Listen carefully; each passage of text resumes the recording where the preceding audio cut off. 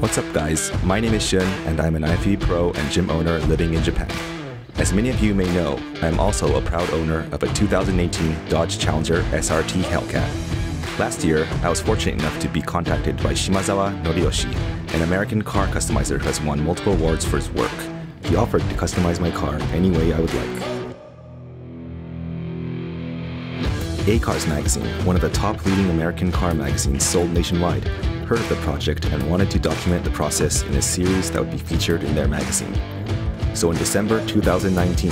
I headed off to Mr. Shimazawa's custom shop, Edge Customs, located in Gifu, to discuss the details of the customization.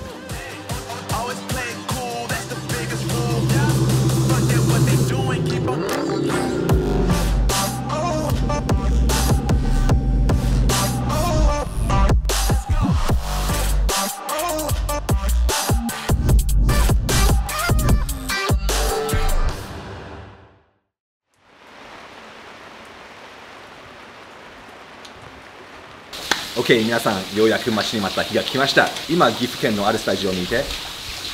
その中に僕のカスタムが完成したヘルキャットが待ってます。すでに僕はもう中に入って見ていて、もうかなりやばいです。早速、中に入って、レッツゴー。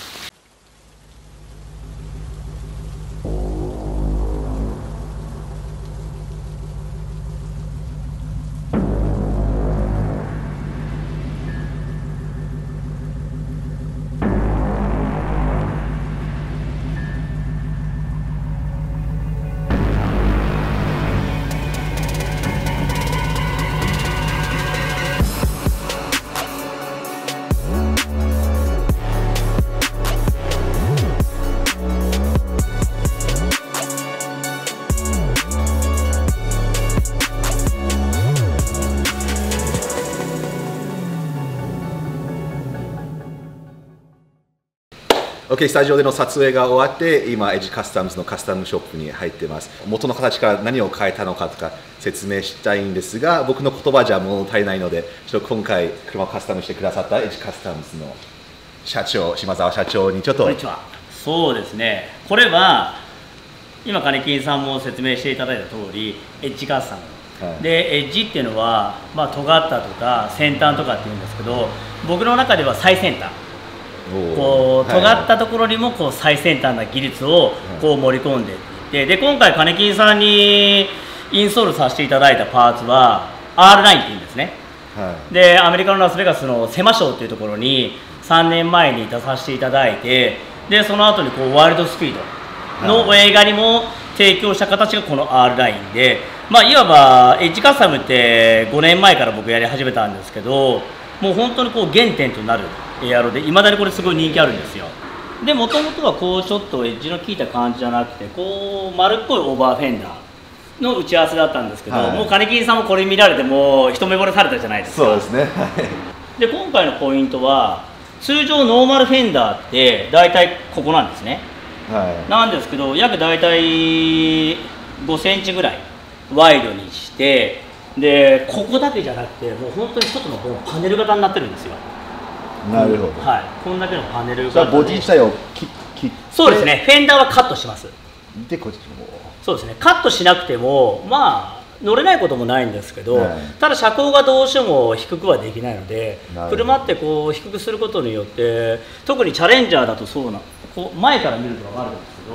けど、低ければ低いほどヘッドライトのこの位置って見える幅が少ないじゃないですか。こうちょっと上からこう睨みつけたようないかつい表情になるわけなんですよ。そこが僕の中でもちょっとしたポイントで、マッスルカーイコールこう筋肉質、なおかつこう正面から見た時にちょっと怒ってるような表情っていうことまで考えて。細かいですよ。細かいといえば皆さんここを見てください。すごいですよ。嬉しいです。勝手にちょっとロゴ使ってやっちゃいましたけど、びっくりしました。後で気づきました。もう嬉しいですね。もともとの打ち合わせの時には金金さんエッジって入っててかっこいいからこういうのも好きですって言われたんですけど、後ろだけはエッジでこうメインとなるのは金金さんのブランドのコアを喜んでもらえるかなと思ってやりました。よかったです。喜んでもらえて。このホイールも結構なんかいろいろありましたね。そうなんですよ。ホイールはもともとアメリカの車じゃないですか。なので本当だったらアメリカのホイールをつけるっていうのが主流なんですけど、まあでもアメリカってこう自由の国って言われてるじゃないですか。いろいろ混ざってるのはそうです。まあ僕もこう日本魂で日本をこう代表するブランドのホイールを今回は協賛で出してもらってるんですね。なのでメーカーさんが金金さんにだったら協賛で出してもいいよっていう、まあ、ワークさんっていうんですけど、そうです。皆さんチェックしてみてください。で色はもう僕のセンスじゃなくて金金さんにこう何パターンか画像を送らさせていただいてこういったカラーリングがいいっていうところで、トータル的に僕だったらもうちょっと多分違う明るいゴールドをチョイスしたと思うんですけど、結果的にすごいいいと思います。いや、ありがとうございます。また僕も一つカスタムセンスの勉強になったので、はい、今後取り入れていきたいと思います。そうですね。で、これもかなり普通のノーマルのヘルカットと変わりましたね。ここが R ラインの一番の見せ所で、これは1968年、69年、70年のダッチチャージャーって車があるんですけど、でちょうど多分その裏側にチャージャーが置いてあるので、後からそこも撮影してほしいんですけど、昔のチャージャーってこういったラインになってるんですね。ボディラインすごいワイドなんですよ。なのでそれがもう本当僕大好きで、チャレンジャーとまあチャージャーって言ったら、まあ確かに同じメーカーでもまあ車種は違うじゃないですか。まあでもそれこそさっき言ったみたいに、まあ何でもありじゃないですけど、いいものが融合し合えばより一つのまた形になっていくじゃないですか。だからまあそういったところも考えながら今回 R ライン作らさせていただいて、まあサイドステップとかはまあわりかしあるんですけど、こういったオーバーフェンダーの作り方ってまずまずやらないと思うんですよ。そうですね、珍しいですよね。見せてもらったんですよ、こういう R ラインのパターンとか、でこれがやっぱり自分には一番、まあ、迫力もあってちょっとレトロな感じもあって、一番もう好きでしたね。そうですね。あとまあリアに関してもそうなんですけど、ここも変えましたね。そうですね、トランクスポイラーもちょっとこうレーシング風なすっきりしたこう空気抵抗もちょっと考えて作ってますし、でもともと純正のスポイラーにはバックカメラがあったので、これもちゃんとうまいこと移植して、そうですよね、もともとここら辺にあるのをそうですね、こちらに持ってきて、でこのリアのディフューザーっていう、まあ、これもデザイン性の問題なんですけど、であとはまあ金金さん、まあ、ヘルキャットのノーマルの音とかも結構好きだと思うので、今回はあえてマフラーはオリジナルで、変えてません。でもこうディフューザーをつけることによって出幅が変わっちゃうので、今回だけはここをジョイントを特注で作っていただいて、マフラーエンドだけ外に出します。でこう車外になったような感じっぽく見えるじゃないですか。まあそれもまあ本当に見せ方の一つだと思うんですけど、まあ事細かいところまで全て妥協しずに、それがエジカスタムスですね。そうですよ。まああとこれぐらいやっぱ有名な人がもうどっか行って恥かくわけにいかないので、うまいことまあカスタムはさせていただけたかなと思います。であとはもう金銀さんの大好きな、そうです。ちょっとゾンビにも対応できるような感じが、雰囲気が欲しかったんで。そうですね、ルーバーですね。これはルーバーっていうんですか。はい、ルーバーと言います。でここもボディと同じような色で、さっき言われてましたけど、本当にちょっとクロームっぽい感じで、流れるような感じでブレンドしてます。でまあトータル的に仕上がって、あとはまあボディにコーティングかけて、だからすごいこう水がこうぬめっとしずにこうつぶつぶ状になってるじゃないですか。特に黒ってすごいメンテナンスが大変なんですよね。なので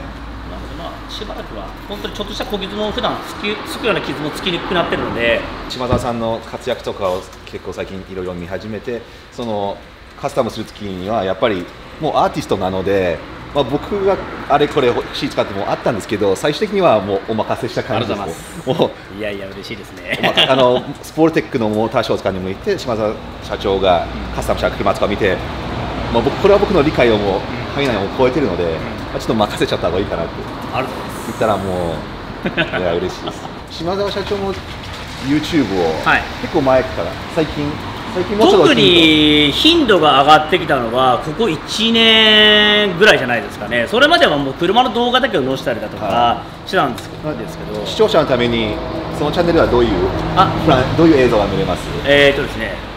例えば、まあ、もちろんカスタムした車も見れますし、あとは最近の若い子たちって一旦は車離れしたんですけど、また今うち20代からこう30代手前ぐらいのお客さんたちが増えてきて、でアメ車に乗りたいんだけどこうアメ車って維持が高いんじゃないかとか故障するんじゃないかっていう風なんですけど、最近金金さん乗ってみて分かると思うんですけど、車ってその故障しないじゃないですか。しないですね。そういったところを僕の YouTube を通してこう若い世代の子たちがこうアメ車に興味を持っていただける。でどういった買い方をすればいいのかって、例えばクレジットなのかキャッシュなのかとか、でもクレジットだったらじゃあ金利はどうなのかってあるじゃないですか。でそこら辺ももうすごい噛み砕いて僕オープンに説明してるので、まあ、何かありましたら全然言っていただければ。わかりました。興味ある方は、この動画の概要欄にエッジカスタムズ、そしてラグジーの、リンクを貼っておくのでチェックしてみてください。もうアメ車に関することはもう全部任せられちゃうので、僕もノーマルの車からちょっとこういうカスタムするっていう今回のこういう件ですごくなんか視野も広がりましたし、なんかすごく車の業界にも興味が出てきてて、ね、この動画も皆さん少しでも楽しんでもらえたなら、でさっきの島澤社長のお話でちょっとでも参考になることがあったなら嬉しいです。皆さん動画、LIKE ありがとうございます。コメント、皆さんのコメント、感想ご自由に、登録しない方はサブスクライブよろしくお願いします。それでは次の動画でお会いしましょう。